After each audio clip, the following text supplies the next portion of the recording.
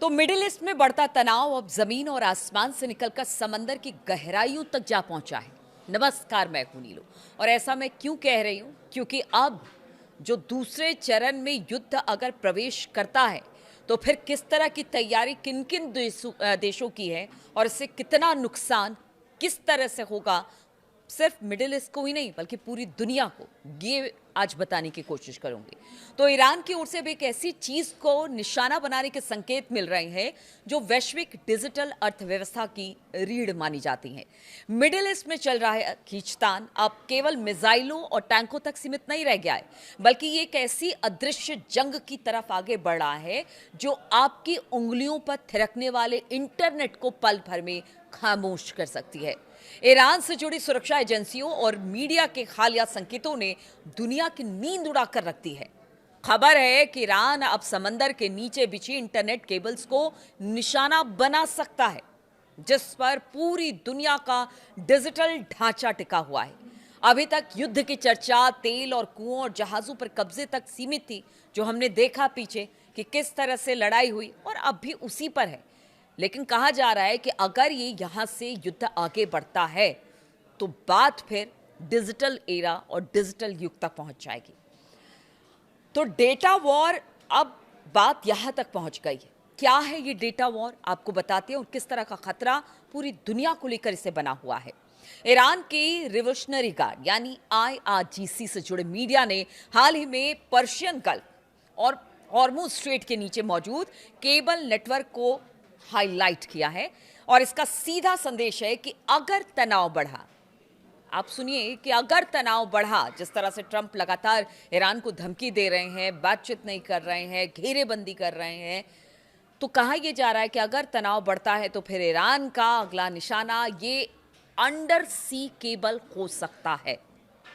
Hormuz strait को दुनिया केवल तेल सप्लाई के रास्ते के तौर पर नहीं जानती है, बल्कि डिजिटल दुनिया में ये एक चोक पॉइंट है जहां से दर्जनों अंतरराष्ट्रीय फाइबर ऑप्टिकल केबल्स गुजरती हैं, जो एशिया को यूरोप और मिडिल ईस्ट से जोड़ती हैं।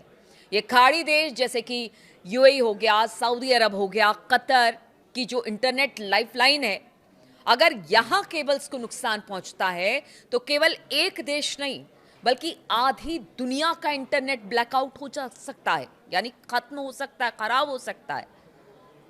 और इसका कितना बड़ा असर होगा वो आपको बताते हैं कि अगर ब्लैकआउट वाकई होता है तो यहां से कनेक्शन काटे जाते हैं तो ईरान की तरफ से दुनिया का 95% से ज्यादा इंटरनेट डेटा इन्हीं पतली केबल्स के जरिए सफर करता है। और अकेले रेड सी और हॉर्मुज के आसपास की बात की जाए, 15 से 20 प्रमुख केबल्स बिछी हैं।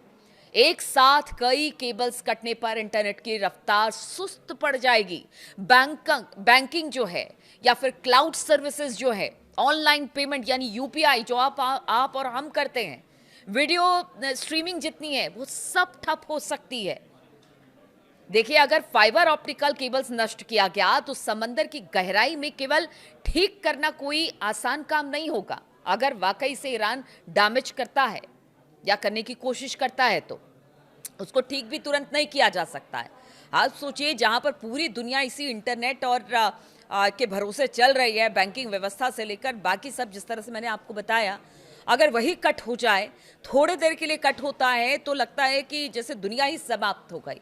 और ऐसे में अगर ईरान इस पर वार करता है तो फिर किस तरह की स्थिति होगी। इसलिए ईरान बार बार चिता रहा है कि कोई भी कदम उठाए अमेरिका तो बहुत सोच समझ कर उठाए। और अगर युद्ध की स्थिति इसी तरह से रही और रिपेयर टीमें वहां नहीं पहुंच पाई, यानी कि अगर इंटरनेट को वहां से काटा गया ईरान की तरफ से, तो फिर इसे हफ्तों लग जाएंगे, हफ्तों क्या महीनों लग जाएंगे जब इसे ठीक किया जा सकेगा। और अगर ऐसा होता है तो भारत भी इससे खतरे के रडार में बताया जा रहा है कि है, यानी अगर वहां पर केबल लाइन काटी गई तो खतरे के रडार में भारत भी है। भारत इस खतरे से अछूता नहीं रहेगा। हमारा करीब करीब 60% इंटरनेट ट्रैफिक पश्चिम की ओर से यानी कि मिडिल ईस्ट और यूरोप जाने वाली इन्हीं केबल से होकर गुजरता है। हालांकि भारत के पास पूर्व से एक बैकअप रहता है, लेकिन वो इतना बड़ा नहीं है कि पूरे देश का लोड संभाल सके, भार संभाल सके। केबल्स को नुकसान होने का मतलब है भारत में गूगल, फेसबुक से लेकर इंटरनेशनल ट्रांजैक्शन तक सब कुछ प्रभावित होना। अंडर सी केबल्स को काटना बहुत मुश्किल नहीं है। बताया जा रहा है कि कई बार तो जहाज़ों के लंगट टकराने से भी ये केबल्स कट जाते हैं, अनजाने में तार टूट जाते हैं, लेकिन तब रिपेयर कर दिया जाता है क्योंकि इतनी मुसीबत नहीं थी तब। लेकिन अगर अब ऐसा होता है युद्ध के हालात में, तो फिर आप समझिए क्या होगा। और अगर कोई देश जानबूझकर सबमरीन माइंस या फिर विशेष पनडुब्बियों के जरिए इन्हें निशाना बनाए, तो ये तबाही बड़े स्तर पर होगी। और ये धमकी है या हकीकत? क्योंकि देखिए, एक्सपर्ट का मानना है कि इसे ईरान की एक सोची समझी रणनीति वो मान रहे हैं, क्योंकि उनका मानना है कि गल्फ ऑफ हॉर्मुज उसके लिए तुरुप का पत्ता है और यहां से ही वो निगोशिएट कर रहा है अमेरिका से, और इसे लास्ट रिसोर्स यानी कि आखिरी विकल्प माना जा रहा है।